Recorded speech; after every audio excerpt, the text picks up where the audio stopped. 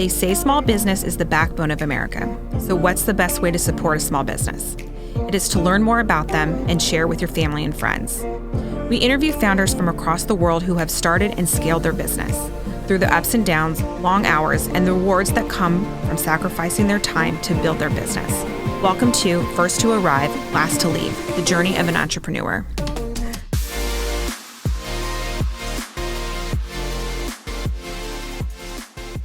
All right, so welcome to another episode of First to Arrive, Last to Leave. I'm Erin Greger. I'm Courtney Radloff. And today we have another special guest. We have Daphne Subarz of Subarz Sweets. Daphne, are you based out of LA? I am based out of LA. Okay, that's what we thought. We were looking for it. And well, thank you from California. Thank you so much for joining us today. Thank you. I'm really excited to be here. Well, as I mentioned before we talked, I have a selfish side to me that I really want to dig into your story because I'm like a secret baker by heart, or secret baker at heart. So I want to hear this story. You're in law, you have a career, and you decide that you're going to run a bakery. So or a bake shop. Like, I want to hear all of this. Can you tell us that, what was happening in your life, and then you decided to completely do a 180? Of course. So yeah, and it was a 180. So I was practicing law for about 25, 26 years. Same time I'm raising my daughters. I love to bake. I actually love to eat baked goods. So I felt like if I baked them, it justified eating them, whereas I felt guilty if I bought them. Yeah. So through the years, I did a lot of baking. One of my daughters had some medical issues and was on a special diet for a while. Another one of my daughters had some severe food allergies. So I was able to take some recipes of things that I thought they'd like and kind of tweak them. So I became very comfortable in the kitchen. And I always volunteered to bake for, the school potlucks or the soccer games or any of that. And people always said, oh, you should really try to sell some of your baked goods. They're really good.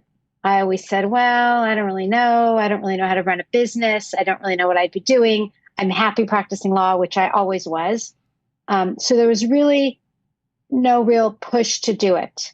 However, when my youngest daughter was in third grade, she had a school project and she had to design a flyer for a business. And she said, Mom, I think you're going to have a bakery one day. So she designed this flyer, and it was, it had a picture of me. I think it had a picture of a cookie, and it said Subarz without the Z back then. All bars, one bakery.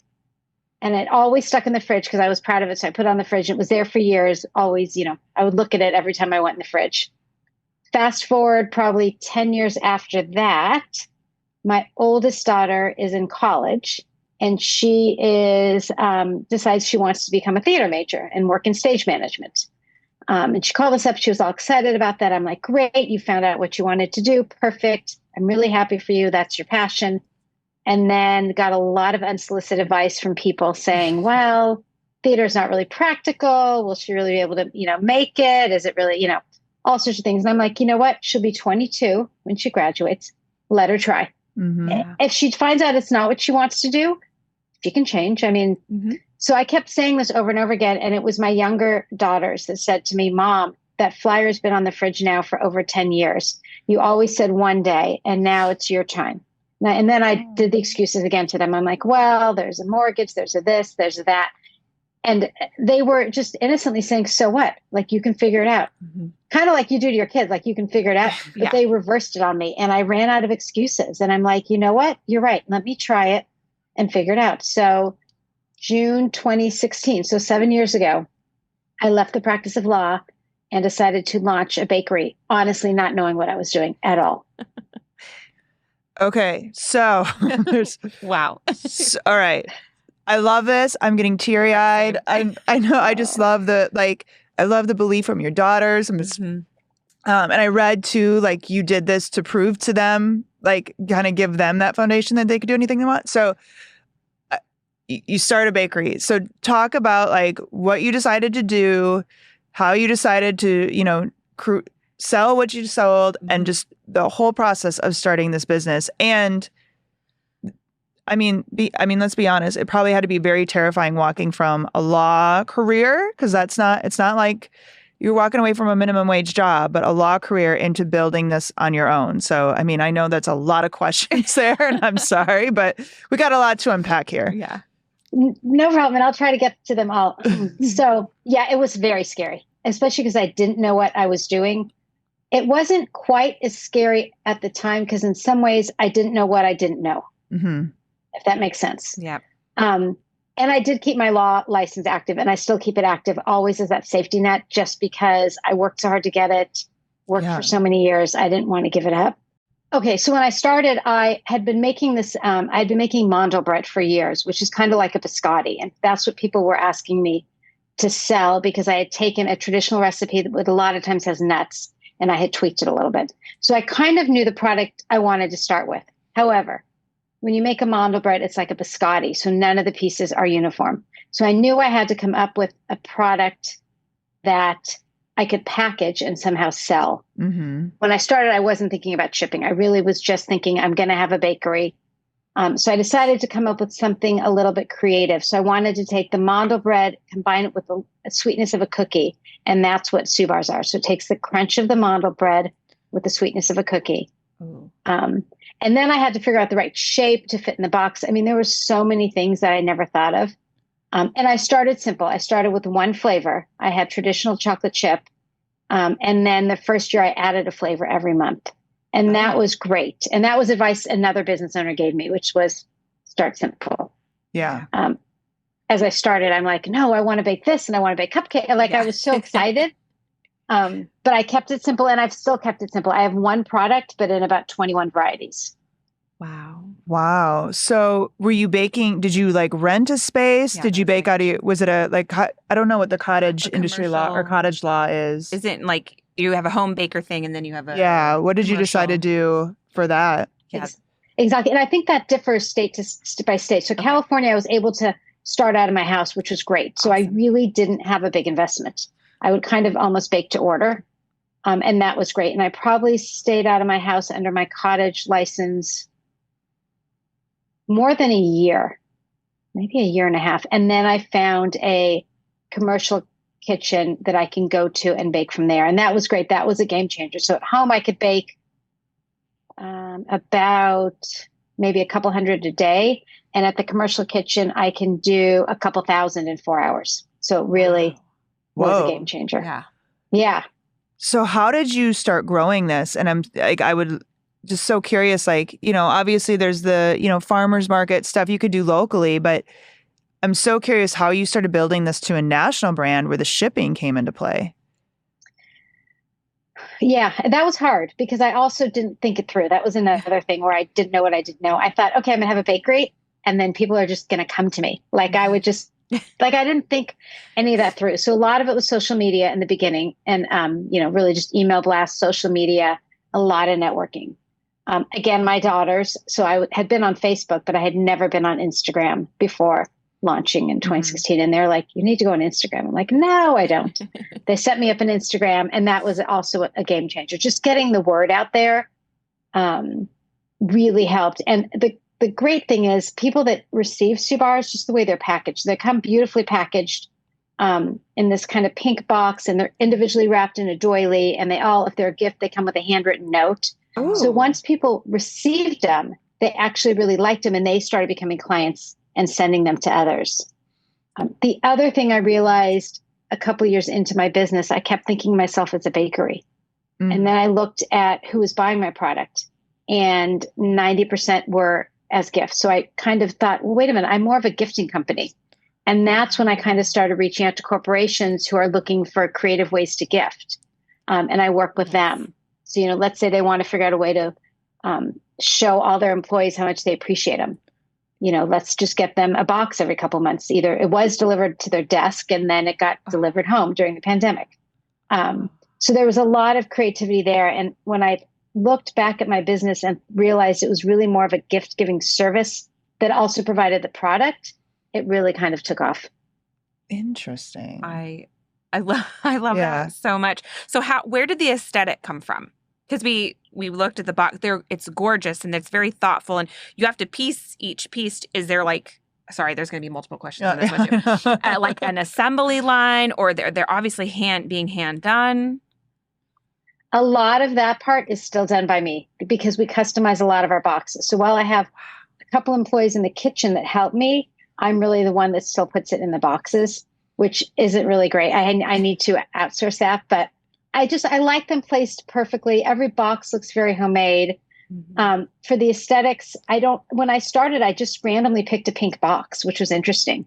And I had my logo designed, and it used to be on a sticker, and I would put it on each box. Now I have the boxes made. But some of it I kind of fell into, like the doilies. I just tried in the beginning just to see what it would look like. And people loved the doilies. I wouldn't have thought about that. The handwritten note, when I started, because I was so small, I would handwrite the notes. And that was actually something that everyone commented on. They really like a handwritten note. No, very few people get a note that's handwritten. And they don't know that I'm writing it or someone on my team. They could think, the actual sender. I have several smaller clients, and I think the recipients of their gifts think that they write it. But some of those things I just kind of tried in the beginning because I didn't know, not thinking they would actually become part of the brand. Yeah. When did you go to Goldman Sachs? When did you start that program? When was the transition for you? So I launched in 2016. I did Goldman Sachs in 2021. And it was, I guess 5 years, almost to the date. Like I started in the summer and I started Goldman Sachs program in the summer. Amazing. And so what did kind of describe your company going into Goldman Sachs and what it would look like coming out? Like where were those massive shifts for you as a business owner? A lot. Goldman Sachs was amazing. And we were actually a virtual cohort. And I'm still connected. I actually saw one of my cohort members, I don't know what they're called, yesterday, actually at an event that she invited me to. So it was great. So going in, the business was growing and I knew it had a lot of potential, but I kind of didn't feel focused on what it would take to grow. And I think I was always kind of working in my business, kind of trying to keep up with things, but never stood back and worked on my business. Honestly, before Goldman Sachs, I was scared to look at my financials. I knew them generally, but I never went in deep. Coming out of Goldman Sachs, first thing I did was I hired a bookkeeper. So that was key. Who can do it so much better than I ever did it. And everything is better there. And I don't have to stress about that. Also, I work on my business more than in my business, and I'm trying to remind myself of all those things I promised myself coming out. Like I need to sit down every week for a couple hours and really just go back to my growth plan and go back and see what I want to do. Because when you lay it all out, it's pretty simple. But when you do day to day, you get distracted all the time. Yeah. And actually, I should probably focus on that more today. But I came out really feeling confident. And I came out also feeling like I had a great network, a new network to work with. And do you have a storefront, or is it all you just ship? You ship products all over. We ship nationwide, which is great. Yeah. We don't have a storefront. We have had various stores that have carried our products throughout the years. They haven't been big money makers, honestly. It's more of a marketing thing. So if someone sees my product in the store, they may buy like a 3-pack of it and then come online and order. Or a couple local stores in the beginning to kind of get the word out, I would partner with them. So if somebody wanted to order my product but not pay for shipping, I would drop them off at a local coffee store and then they could pick it up from there. And it would help the coffee store because it would get new clients walking in to their store to pick it up, and inevitably they'd buy a cup of coffee. Yes. Oh, I love it. So what have been some, you talked about there's just a lot you didn't know. And I'm going to assume it hasn't been, once you figured it out, it was super smooth sailing. But maybe it was. But what have been some bumps along the way that you've had just in going into an industry you didn't have experience in and now running your own company in that industry? There's been a few bumps. One was, and it was more of a self-imposed bump, was getting out of my kitchen and getting into the commercial space. There was a lot of imposter syndrome that kicked in there. And even I still remember vividly driving to that kitchen the first day. And I was going to stay. It was kind of a test day, and feeling like I'm going to walk in and they're going to know that I'm a fake. They're going to know that I'm not a baker. They're going to all that. And it didn't happen. but all that. So there's some of those bumps that were self-imposed. There was some issues during the pandemic with supply chain. So I had to actually pull a few products because I couldn't get some of those supplies. And then the cost went up of our products. I mean, of my supplies went up tremendously. I ended up not increasing my product price because I felt like people were dealing with enough. I could cut it a little bit on my end, at least temporarily, because I didn't want to pass that on, because I felt like people just have so much going on. They don't need to be paying more for a treat. Well, and shipping costs too. Like shipping costs went through the roof. So how did you deal with that also? Because I mean, you can only cut so much, right? Yeah. Right. Shipping costs have always been an issue. That was something I didn't realize in the beginning. I just thought shipping's a no-brainer. And it was hard in the beginning. I used to actually charge my clients the straight shipping price, like it would just pass through. But probably more than half of my boxes are shipped to the East Coast, and that shipping is expensive. So I had to come up with a plan. And then I also had people complaining about they wanted to know the end cost before they hit submit. Yeah. So I did come up with a flat rate shipping model that's kind of working, and then free shipping over $100. But the shipping was really hard, and I had to fool around with, do I do UPS, USPS, a different shipper, and all that. And unfortunately, it's a little bit complicated by Amazon, who gives free shipping. Yes. Because people don't want to pay for the shipping. But I think now, it's in a good place. So there's a flat rate shipping on all orders up to $100, and then it's free. And people seem happy with that because they know what they're getting. And generally, they want to support a small business, which is nice. And they know with a small business, you sometimes have to pay shipping.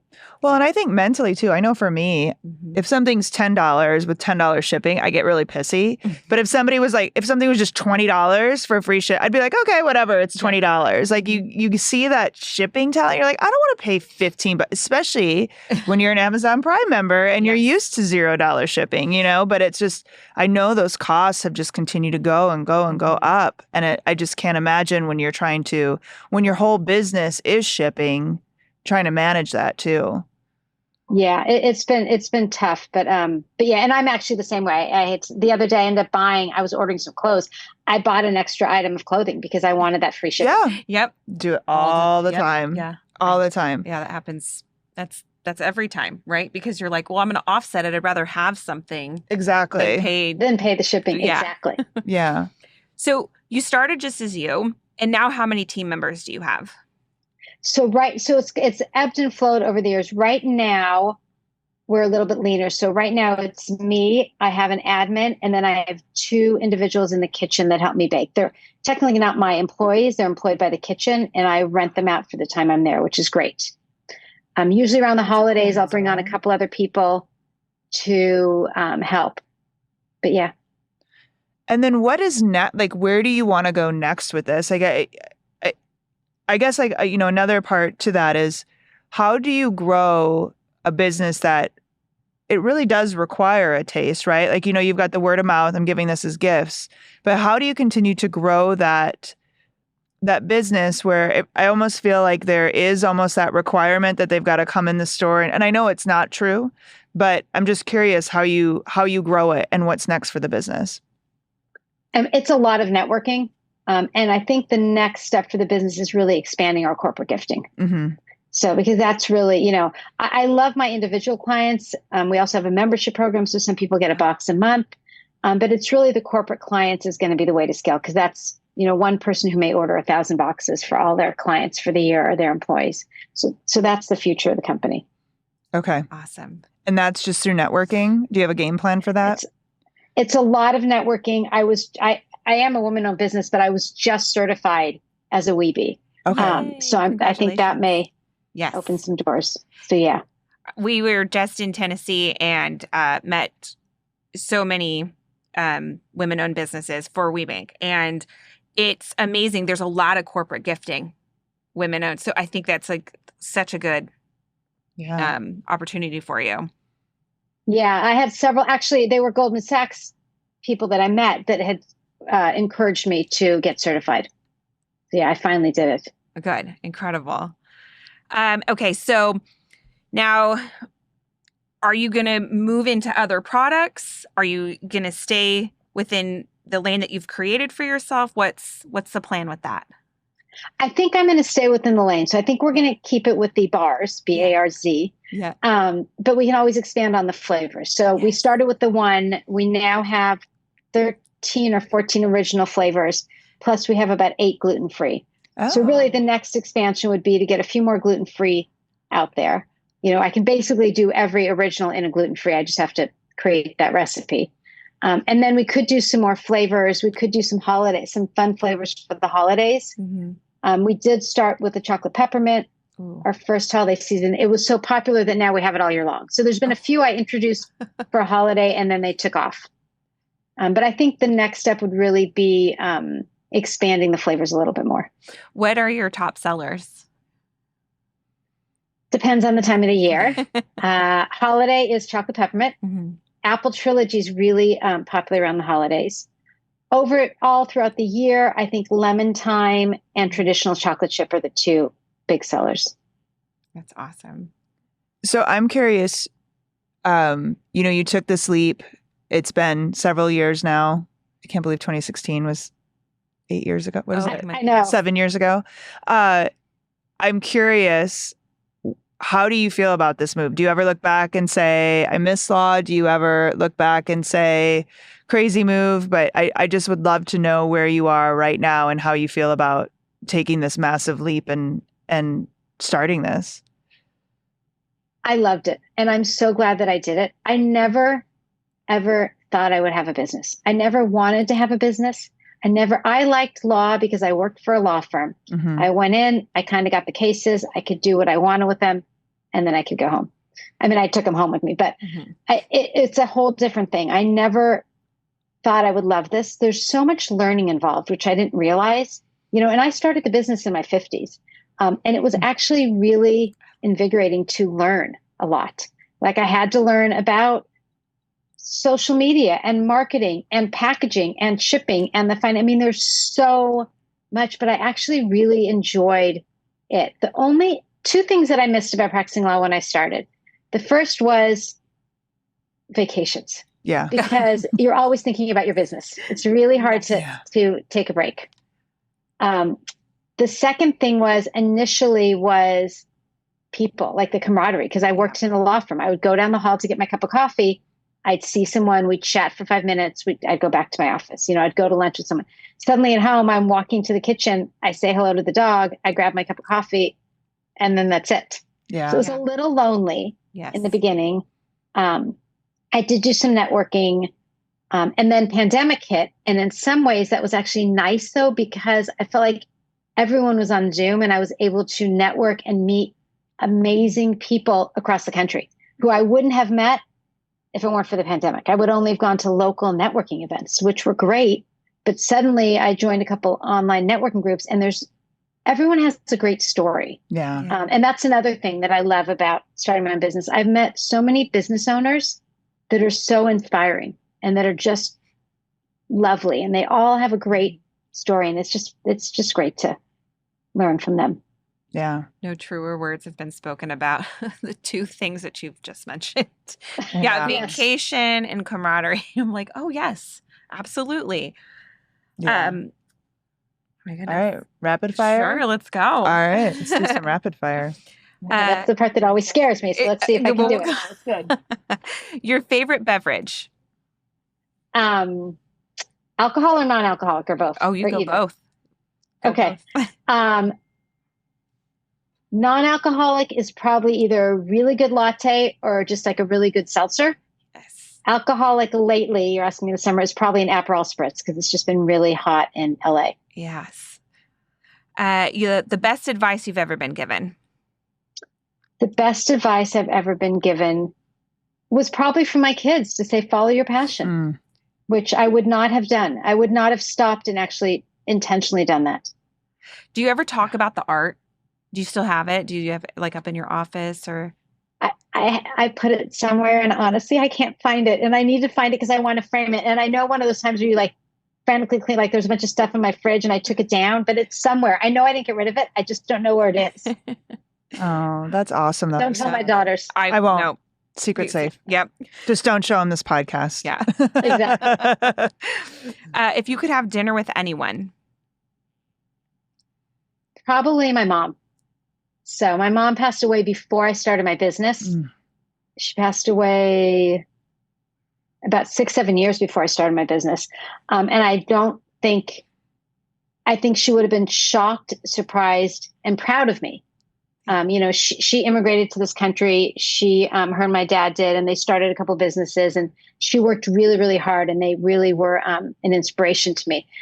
And my dad was alive, and he was able to see me start the business and grow the business. But she didn't get to see that. So it'd be great to have dinner with her and just check in on the business. And also my kids were so little, and just let them know everyone's okay. I love that. What does your morning routine look like? It's always a hard one. It really depends. Generally, I'm up fairly early, and I try to get a quick workout in the morning, meaning like a quick walk or something fairly quick. I've learned that if I don't do it first thing, a lot of times it doesn't happen. Yeah. And then it's the cups of coffee, the checking the email, and then I'm jumping right into work. I'm curious. I also do. Okay. Actually, I'm not very good at it because I think I forgot this morning. I also really try to practice gratitude when I can remember. And I try to, first thing in the morning, think of 3 things that I'm really grateful for. They can be really small, like I got a good night's sleep, or they can be really big. But I really try to start the day off with gratitude. I love it. So this isn't rapid fire, but I'm curious, like as you bake, what kind of life or shelf span do you have on your cookies? Like from when they bake to when they're out the door, like how much wiggle room do you have? A lot. Also, it just happenstance. I mean, a lot of this, I'm telling you, I didn't know what I was doing. I use oil, not butter, which I think helps. From the time they leave the house, really, in the box or shipped out, it's probably 6 to 8 weeks shelf life. Wow. Oh, that's They have wonderful. a great, so that's why they're perfect for gifting. Yeah. Honestly, I didn't have anything to do with that. And the first year, I didn't even know what my shelf life was. I shipped out a box beginning of December, beginning of February. It was returned to me because it had the wrong address. I made my husband taste them and they were exactly the same. Wow. And he didn't get sick. Okay. Yeah. And he didn't get sick. I love it. They looked fine and they smelled fine, but I told him he could take the first bite and they were fine. It's a good husband right there. He is a good husband. What are you currently reading?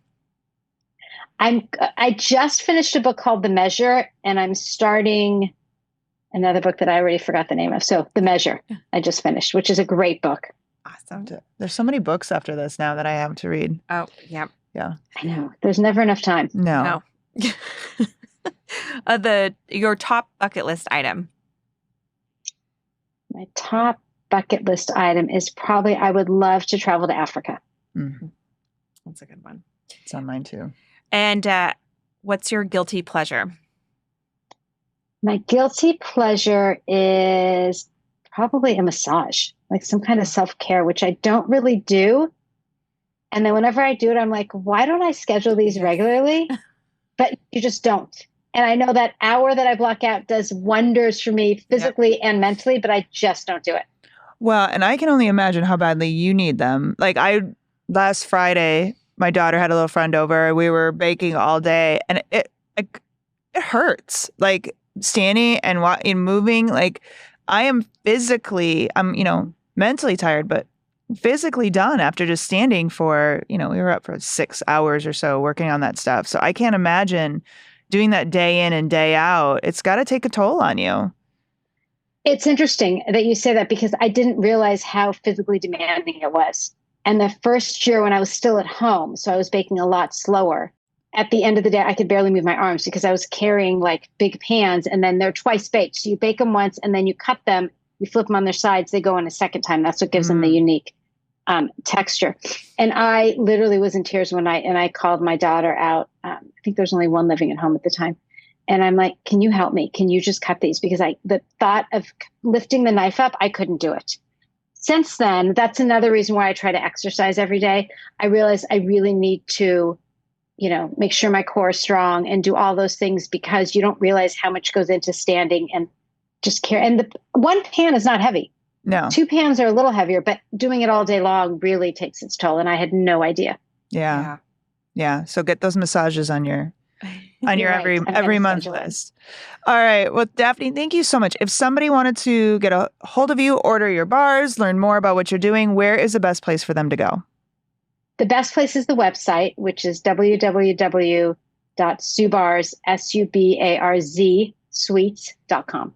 Awesome. And that'll be on our notes page over at firsttoarrivelasttoleave.com. So, Daphne, thank you so much for joining us today. I'm so glad we had a chance to talk. I love your story. I love the over 50 side of it. I love that your daughters pushed you to do this. I just love so much about it because as you get older, you'd think you'd get more confidence, but there's just, to your point, there's just more excuses not to do it, right? And I love that you took the leap and you're happy you did. Thank you. Thank you. This is great. This was a pleasure to meet you both. Awesome. Well, thank you so much again.